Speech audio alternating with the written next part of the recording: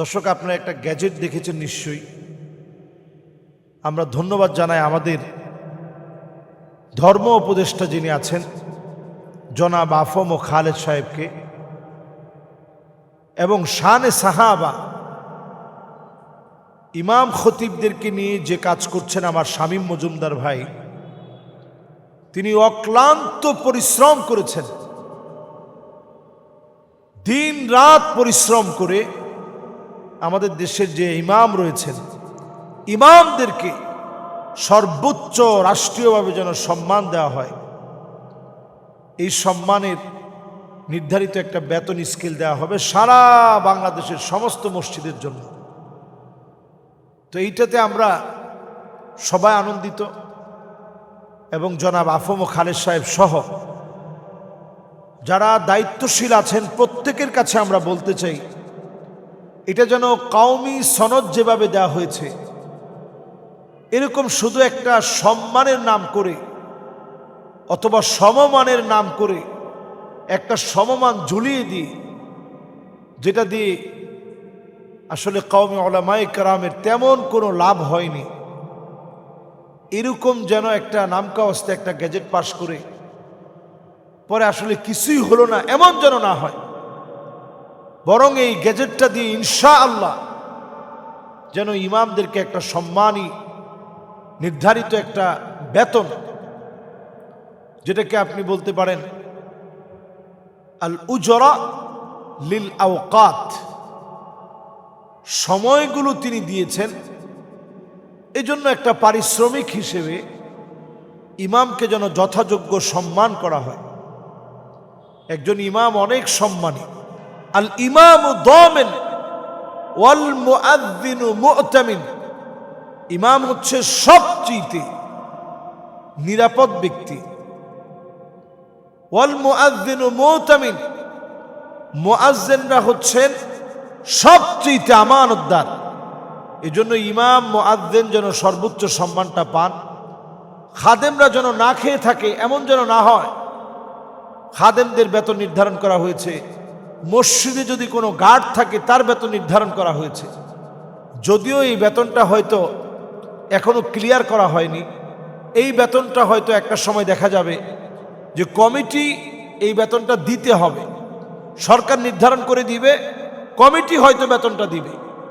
এক্ষেত্রে খতিব সাহেবদের কোনো বেতন নির্ধারণ করা হয়নি, কারণ যারা খতিব হিসেবে আছেন তারা একটা চুক্তির মাধ্যমে, একটা শর্তের মাধ্যমে যখন ওনারা ঢুকেন তখন একটা শর্ত সাপেক্ষে হয়তো সাইন দিয়ে কিছু নির্দিষ্ট নিয়ম কানুন মেনেই একজন খতিব খেতাবতের দায়িত্ব নিয়ে থাকেন। তো ওনাদেরটা নির্দিষ্ট করা হয় নাই, ইমাম সাহেবেরটা নির্দিষ্ট করা হয়েছে, যদিও বেতনটা কত হবে এখনও এটা পুরোপুরি ফাইনাল করা হয় নাই। মুয়াজ্জিন সাহেবেরটা নির্ধারণ করা হয়েছে এবং খাদেম সাহেবেরটা নির্ধারণ করা হয়েছে, যারা গার্ড থাকবে তাদেরটাও নির্ধারণ করা হয়েছে।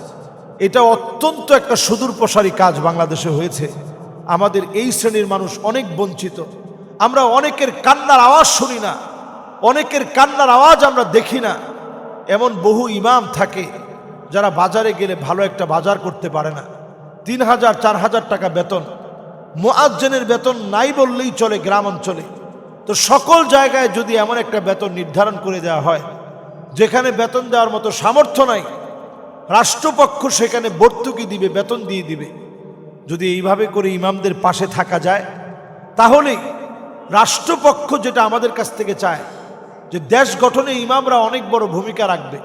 একজন খতিব মসজিদ থেকে উচ্চ আওয়াজে কথাগুলো বলবে, হকের দাওয়াত দিবে এবং বলিষ্ঠ কণ্ঠে বাতিলের প্রতিবাদ করবে। এটা হবে কখন?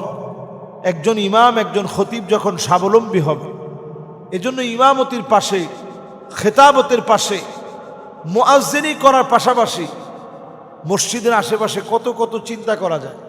এই যে এখন খেজুর, রমজান আসতেছে, তারপরে বাদাম, তারপরে ওই যে চিয়া সিড, অনলাইনে ব্যাপকভাবে বিজনেসগুলো করা যায়। আলেম ওলামারা যখন স্বাবলম্বী হবে দিনের দাওয়াত কিন্তু অনেক দূর ছড়িয়ে যাবে।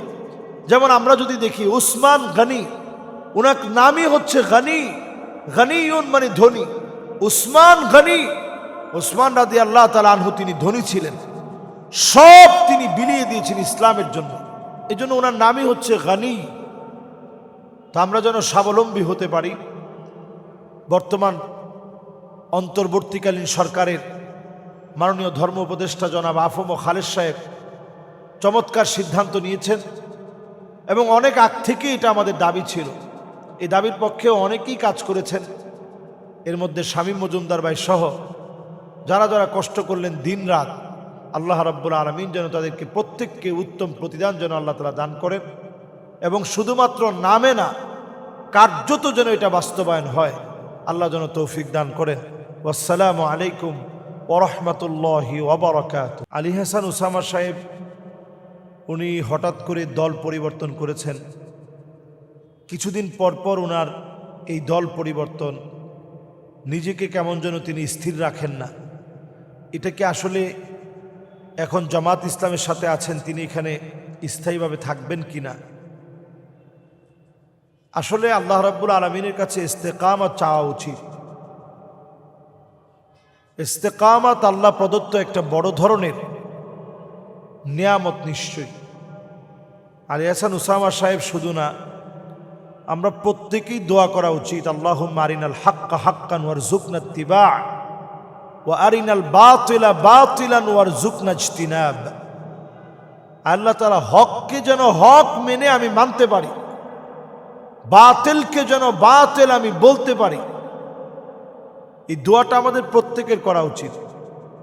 আলী হাসান উসামা বাংলাদেশের অপরিচিত কোনো ব্যক্তি না এবং বাংলাদেশের প্রথিতযশা পরিচিত একজন আলেম দ্বীন, যাদেরকে বাংলাদেশের দর্পণ বলা যায়। বাংলাদেশের এক কথায় যারা রাহনুমাই করে। আলেমদের দলাদলির চাইতে বড় কথা হচ্ছে যারা মাঠে ময়দানে কথা বলে, যারা জাতির বিবেক।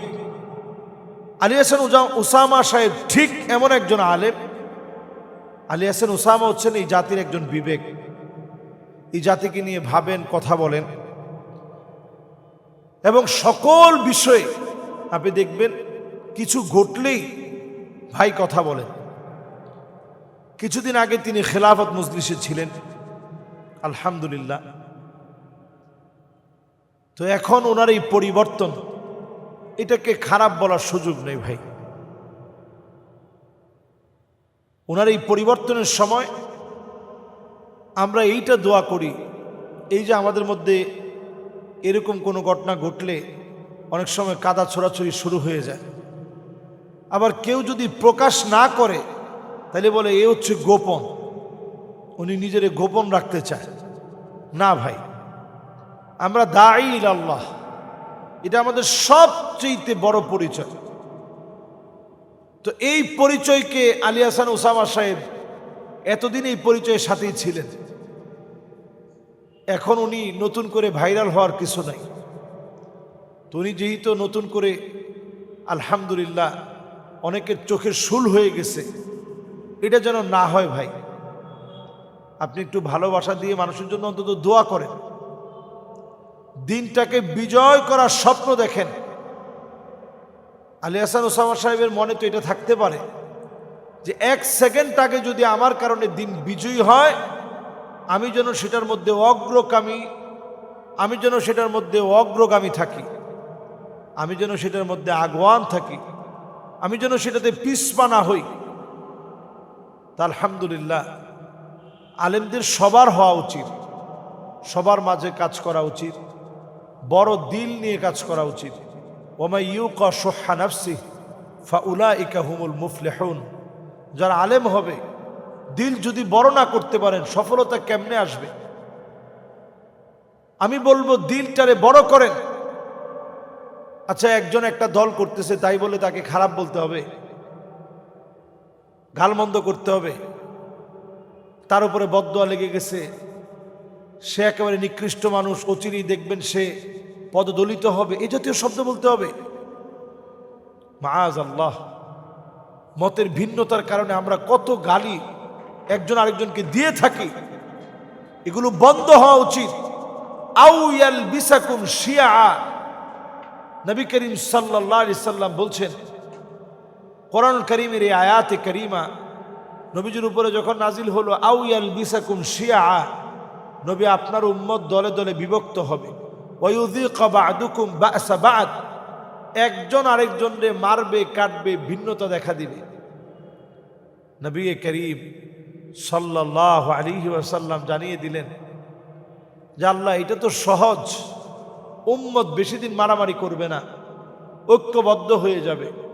কিন্তু আমি তো তাকালেই দেখি ইমাম মাহদী আলাইহিস সালাতু ওয়াস সালাম আসার আগ পর্যন্ত ঐক্যবদ্ধ হওয়ার মতো কোনো অবস্থা আমাদের মধ্যে তৈরি হয়নি। এখনো দেখেন আমাদের দেশে 11 দলীয় জোট হলো, হঠাৎ করে ভাঙনও হলো। এখন ভাঙনের পরে কে লাভবান কে ক্ষতিকর হলো এগুলোতে আমরা কথা নাই বলি। তবে এতটুকুন যদি বলি আমরা, দেখেন আমাদের মধ্যে ঐক্যের মধ্যে ফাটল ধরে গেল। ইসলিহুল্লাহু লাহু লাইলাতান ওয়াহিদা, এক রাত্রির ভিতরে মুসলমানরা বিজয় অর্জন করবে। তো সেই বিজয় আসবে কখন? আমরা যখন ঐক্যবদ্ধ হব। এই ঐক্যবদ্ধটা হতে একটু সময় লাগবে। তবে আমার মনে হয় মার ছাড়া মুসলমান ঐক্যবদ্ধ হবে না। মার খেতে খেতে যখন দেওয়ালে পিঠ ঠেকে যায় তখন আমরা আর ইখতিলাফ করি না। এর আগ পর্যন্ত আমাদের ইখতিলাফ থাকবে। আজকের ইউরোপের দিকে তাকান, 1492 সাল পর্যন্ত 700 বছরের উপরে, 750 বছরের উপরে আমরা ইউরোপ শাসন করেছি। কিন্তু আমরা বিভক্ত হতে হতে যখন আমাদের ফতোয়া নিয়ে শুধু মতবিরোধ শুরু হলো, আকীদাগত মতবিরোধ শুরু হলো, তখন খ্রিস্টানরা ঐক্যবদ্ধ হয়ে মুসলমানদেরকে সাথে নিয়ে মুসলমানদেরকে শেষ করে দিয়েছে। কর্ডোবাতে শেষ একটা ঘাঁটি ছিল, সেইটাও যখন শেষ করে দেওয়া হলো তখন এই মুসলমানরা ওই জায়গা থেকে পালিয়ে আসলো আজকের মরক্কোতে। এখানে এসে দিনের দাওয়াত দিল, দিন প্রচার করল। সেই আন্দালুসিয়ায় মুসলমানদের যেমন মসজিদগুলো ছিল, ডিজাইনগুলো ছিল, মরক্কো এসে সেম ডিজাইন করে মসজিদগুলো করল। বলার উদ্দেশ্য হচ্ছে এই যে আমরা মুসলমানেরা শুধুমাত্র অনৈক্যের কারণে মার খেয়েছি, এখনো আমরা অনৈক্য করব? বর্তমান পৃথিবীর ন্যারেটিভটাই হচ্ছে এটা। এই যে একজন আলেমকে যদি আপনি কালার বানিয়ে দিতে পারেন তাহলে একটা ন্যারেটিভ তৈরি হবে, দীর্ঘদিন একটা হাইপ থাকবে, মানুষ ওনাকে নিয়ে কথা বলবে, একটা হাইপ উঠবে। এটা লাভ কিন্তু তাদের, ক্ষতি আমাদের।